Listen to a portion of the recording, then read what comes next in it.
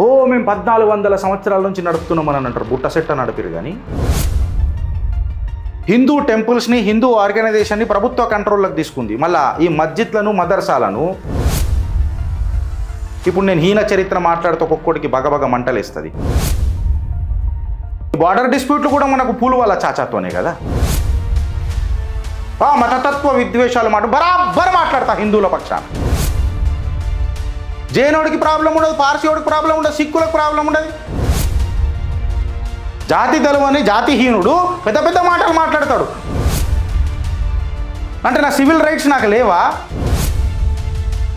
తెలంగాణకు బడ్జెట్ ఇస్తే మీ కాంగ్రెస్ ఏం చేస్తుంది రా? పోయి 3000 కోట్లు ముస్లింలకు పెడుతుంది. మళ్ళా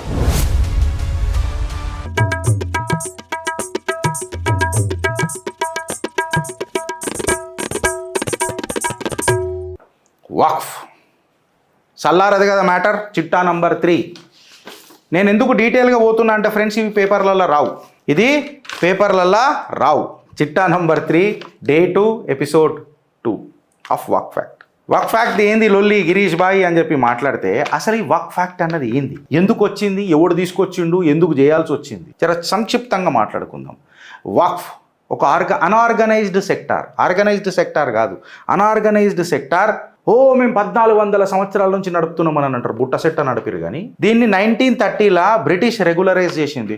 మేము సేవా కార్యక్రమాలు చేసుకుంటాం, చారిటబుల్ చేసుకుంటాం, మేము అది చేసుకుంటాం, ఇది చేసుకుంటాం అని అంటే చేసుకోపోరు అని చెప్పి 1930లా బ్రిటిష్ దీన్ని రెగ్యులరైజ్ చేసింది. First mistake by the Bharat సర్కార్. ఎప్పుడైతే స్వతంత్రం వచ్చిన తర్వాత హిందూ టెంపుల్స్ని, హిందూ ఆర్గనైజేషన్ని ప్రభుత్వ కంట్రోల్లోకి తీసుకుంది. మళ్ళీ ఈ మస్జిద్లను, మదర్సాలను, ఈ వక్ఫ్ని కంట్రోల్లోకి ఎందుకు తీసుకోవాలి? First mistake. అప్పుడు ప్రభుత్వం ఇవ్వడుతుండే. ఇప్పుడు నేను హీన చరిత్ర మాట్లాడుతూ ఒక్కొక్కడికి బగబగ మంటలేస్తుంది. కాంగ్రెస్ హీన చరిత్ర మొదలెట్టిన ఆడికి ఆగిందా? ఆడికి ఆగలే. యాక్చువల్కి ఏమైందని అంటే, దేశాన్ని విడగొట్టిందే సత్తా కోసం ఈ కాంగ్రెస్. ఆ సత్తాలనే భాగం ఇగో ఈ వక్ఫ్. ఆ సత్తాలనే భాగం ఇగో ఇలా పక్కకున్న బంగ్లాదేశ్. ఆ సత్తాల భాగమే ఇగో ఇలా పక్కకున్న పాకిస్తాన్. ఈ బార్డర్ డిస్ప్యూట్లు కూడా మనకు పూలు వాళ్ళ చాచాతోనే కదా. నువ్వు నాకు ఒకటి చెప్పు. నువ్వు నాకు జనసంఘ్ నేతది ఏమన్నా ఇష్యూ ఉన్నదా? మతతత్వ విద్వేషాలు బరాబర్ మాట్లాడతా హిందువుల పక్షాన. బరాబర్ మాట్లాడతా. ఏం బిక్తో పిక్. నువ్వు ఖులేయాం షరియాలా కావాలన్నప్పుడు ప్రాబ్లం లేదు.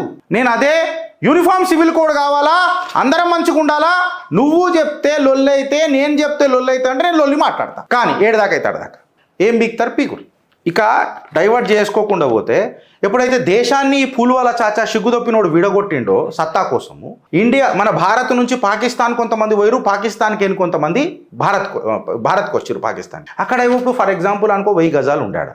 ఆ 1000 గజాలు ఉన్నది అక్కడ వదిలిపెట్టుకొని రావాలి కదా పాపం. ఇక్కడ ఉన్నోడికి కూడా ఒక 1000 గజాలు ఉండే, ఇక్కడ ఉన్నోడు కూడా వదిలిపెట్టుకొని పోవాలి కదా. సో ఇక్కడ ఎక్స్చేంజ్ ఆఫ్ ప్రాపర్టీస్ జరుగుతాయి.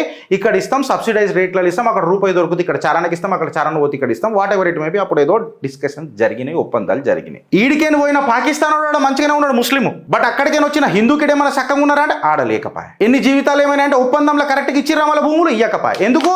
ఇక్కడ ఉన్నోళ్ళు వక్ఫ్లా రాసుకున్నారు. మళ్ళీ ప్రభుత్వం ఏమైనా చొర చేసుకొని ఏమైనా దీన్ని సాల్వ్ చేసిందా? చేయలే. మేము చెయ్యం, మాకు ముస్లింల ఓట్లు కావాలి, మైనారిటీలు బతకొద్దా, మళ్ళీ హిందువులు చావాలి. అరేబాయ్ కాంగ్రెస్ వాళ్ళని అడుగుతున్నా.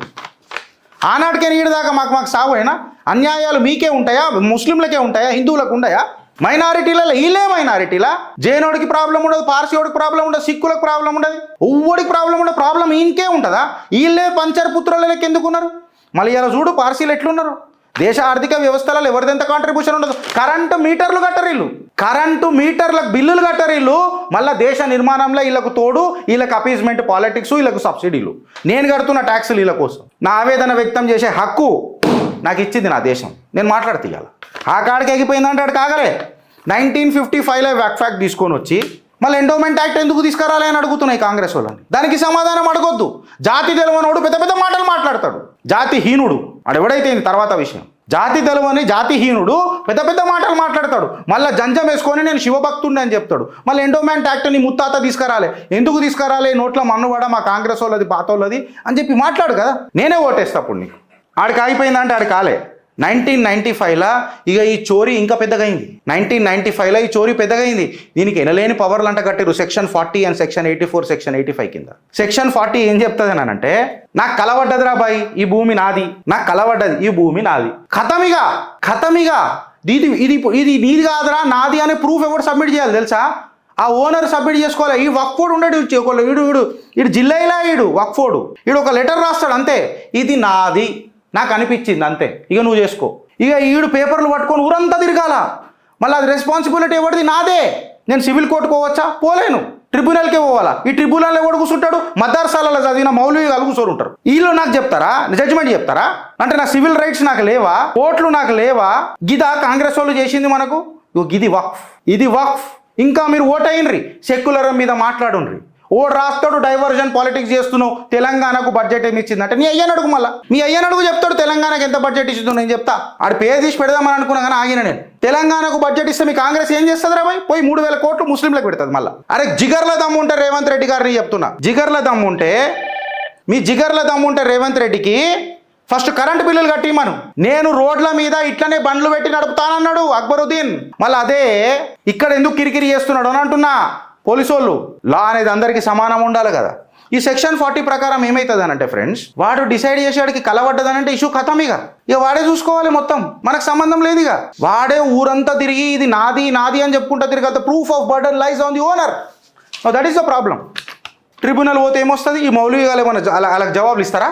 అయితే ఇదంతా తమిళనాడు ఒక డాటర్స్ మ్యారేజ్ వచ్చినప్పుడు వచ్చిందని నేను చెప్పిన. సెక్షన్ 85, 84 ప్రకారము సుప్రీంకోర్టు డైరెక్ట్ ఇన్వాల్వ్ అవుతుందా అని అంటే, ఇంటర్ఫియర్ చేస్తుందా అని అంటే కాదు. Because the direction is that you need to go to the tribunal. ఈ ట్రిబ్యునల్లో మనకి ఏం తీర్పు వస్తుందో తెలుసు. దాని తర్వాత ఇక్కడ లాజిక్ ఉంటుంది. ఈనుండ్రి, సుప్రీంకోర్టు ఏమనన్నది? నేను కంప్లీట్గా దీన్ని ఇగ్నోర్ చేస్తాను అనలే, ఇనిషియల్గా నేను ఇంటర్ఫియర్ చేయనన్నది. బట్ స్టిల్ నీకు ఇంజస్టిస్ జరిగిందనంటే నా దేశ న్యాయ వ్యవస్థ పటిష్టంగా ఉన్నది, ఆ నమ్మకం నాకున్నది అన్న నమ్మకం కలిగిపించింది దేశాలకు. నేను అందుకే చెప్తా కదా, ఈ దేశంలో కొంచెమో గొప్పనో భయం భక్తి ఉన్నది అంటే అది న్యాయ వ్యవస్థ వల్ల, సెకండ్ రాజకీయ నాయకుల వల్ల. బ్యూరోక్రసీ అయితే నాశనమే అయిపోయింది దేశంలో. సో సుప్రీంకోర్టు అక్కడ ఇంటర్ఫియర్ అవుతుంది. ఆర్టికల్ 226 అని అనుకుంటా, నాకు తెలిసి. I may be wrong with the article, correct గుర్తులేదు. I stand corrected. ఇప్పుడు నేనేమంటా అంటే, వక్ఫ్ కోర్టుకి ఏదైనా ప్రాబ్లం ఉంది, ఇది భూమి నాది అని అంటే నువ్వు ఫస్ట్ సివిల్ కోర్టు కోరా భయ్. నువ్వు సివిల్ కోర్టుకు పోయి నువ్వు ప్రూవ్ చేసుకొని తెచ్చుకో. ఓడొద్దానన్నాడు నేను. లెటస్ ఇప్పుడు నేనేమంటా అంటే, ఒక ల్యాండ్ డిస్ప్యూట్ లెక్క దీన్ని ట్రీట్ చేద్దాం కదా. నీ అయ్యా జాగీర్ అన్నట్టు నువ్వు పోతావు, ఇది నా భూమి అని అంటావు, నేను తిరగాల నీ చుట్టూ. అయితే ఇవాళ గుర్తు చేసుకోవాల్సింది ఏందని అంటే ఫ్రెండ్స్, మనము వక్ఫ్ని తీసేస్తలేం, మనం అబ్రోగేట్ చేస్తలేం, మనం వక్ఫ్ని అమెండ్ చేస్తున్నాం. ఇంట్లో సవరణలు తీసుకొస్తున్నాం విత్ 40 అమెండ్మెంట్స్. ఇంట్లో ఇప్పుడు ఏదైతే ప్రాపర్టీ నీదని అని అంటావు కదా, సబ్జెక్టెడ్ టు వెరిఫికేషన్ అని చెప్తున్నాం. సెక్షన్ 40 ఏదైతే సెక్షన్ 84, 85 ఉందో ఆ పవర్స్ని సీజ్ చేసే ప్రయత్నం చేస్తున్నాం. ఇంట్లో వక్ఫ్ల చైర్మన్ ఎవడు ఉంటాడు, ఏముంటాడు అని అంటే మహిళలను కూడా తీసుకురాలి. ఎంత దరిద్రం అంటే, హిందువుల భూములు గుంజుకున్నారు అని అంటే ఓకే రా బై, చలో కాఫీర్ అని అంటారు, మమ్మల్ని గుంజుకున్నారు. ముస్లింలై కూడా గుంజుకున్నారు వీళ్ళు. ఇగో ఇది ప్రాబ్లం. ఏడ న్యాయం ఉన్నది చెప్పురు మీరు? న్యాయం ఏడున్నది ఒక హిందువుకి ఏనంట? 8th గ్రేడెడ్ సిటిజన్ చేసి పడేసిరు మనని. మళ్ళీ పెద్ద పెద్ద ముక్కులు పెట్టుకొని మాట్లాడతారు, మతతత్వ విద్వేషాలు రెచ్చగొడుతున్నారని. సిగ్గులు శరాలు ఉండాలని అంట నేను. వక్ఫ్ది మీరు చూస్తే ఫ్రెండ్స్, ఆడు ఎవడు మన ఆగా సయ్యద్ రుహుల్లా మెహదీ అనంట, జమ్మూ అండ్ కాశ్మీర్ నేషనల్ కాన్ఫరెన్స్ లీడరు. ఈడేమంటాడు, ఇదొక పెద్ద నల్ల చట్టం అంట, ఆర్టికల్ 370. నీ అయ్యా జాగిరే రే, నువ్వు తీసుకొచ్చినప్పుడు అది తెల్ల చట్టం అయినాదిరా. నా దేశంలో నా మనుషులని నా ట్యాక్స్ పేర్ల పైసలతోని నువ్వు బతుక్కుంటా, నా ఎంగిలి మెతుకులు తినుకుంటా, నా కాశ్మీర్లకు నన్ను రానియా వారవై నువ్వు? నాకు అర్థం కాదు. కానీ ఇది బ్లాక్ డే అంట, బ్లాక్ యాక్ట్ అంట. మనం నమ్మాలా? ఇవాళ 2024 మనం ఇవాళ ఇండియా ఒరిజినల్ తీసుకొని చూస్తే, మనము పాత కాడికేం తీసుకొని చూస్తే 52,000 వక్ఫ్ ప్రాపర్టీలు ఇవాళ సుమారు 3 లక్షలకు, ఆల్మోస్ట్ 3 లక్షలకు వెళ్ళిపోయినాయి 2009 వరకు. 8 lakh acres అని అనేది ఒక ముచ్చట. ఏంది ఇది? ఏడికైనా వచ్చింది వీళ్ళకు? మహిళలను కూడా పెట్టరు వీళ్ళు చైర్మన్ని.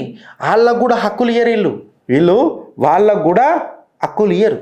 ఇప్పుడు ఏదైతే వచ్చిందో టెంపరరీయే, అమెండ్మెంట్ అనేది టెంపరరీయే. దీనికి ఫుల్ ఫ్లెడ్జ్గా ఇంకా సొల్యూషన్ లేదు.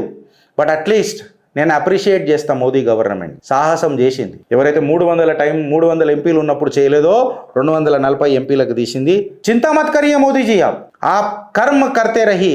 ఈడ కాషాయ కార్యకర్తలకు చెప్పినగా, మీకు ప్రాణవాయువు అవుతాం, మా ఆయువు కూడా మీకు ఓస్తాం. ఈ దేశాన్ని కాపాడుకునే ప్రతి ఒక్క రక్తపు చుక్క ఒక సైనికుడు అవుతుంది. ఈడ చెప్తున్నా కదా.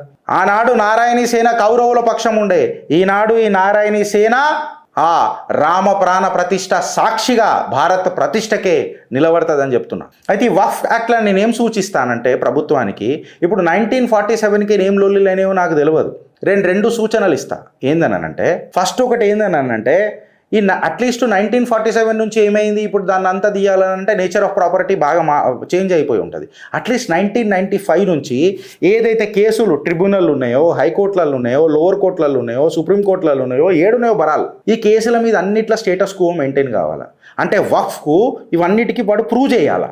ఫస్ట్ ఈ ప్రాపర్టీలు మొత్తం ఓనర్లకు ట్రాన్స్ఫర్ అయిపోవాలి. Waqf should be made responsible and the burden of proof should be given or should be submitted by the Waqf. First ఈ ఆర్డినెన్స్ తీసుకురండి. ఆట మొదలవుతుంది దేశంలో. అప్పుడు నిజంగా వక్ఫ్ అయితే ఇచ్చేద్దాం. నేనే చెప్తున్నా కదా, న్యాయబద్ధంగా ఉందాం. But let the trial happen.